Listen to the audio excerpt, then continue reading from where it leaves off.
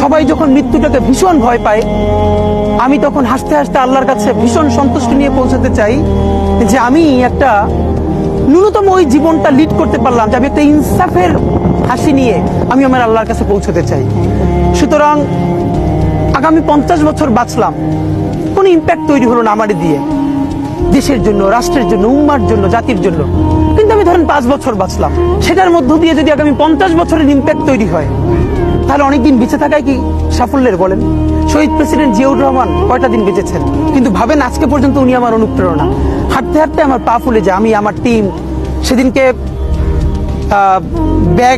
ব্যাগের মধ্যে জুতো নিয়ে তারপরে একটা শপিং মলে ঘুরছিলাম, মানে পা ফুলে গেছে, পা জুতোয় ঢুকাতে পারছিলাম না। তো জিয়াউর রহমানের একটা ওনার গল্প মনে পড়ছিল, যিনি মাইলকে মাইল যখন হাঁটতেন ওনার সাথে স্টাফদের পা ফুলে যেত, কিন্তু ওনার তো আর্মি ট্রেনিং আছে। তখন তাকে বলতো, স্যার আপনার তো আর্মি ট্রেনিং, আমরা তো আর পারি না। এই জন্য ওনাকে মানুষ রাখাল রাজা বলতো।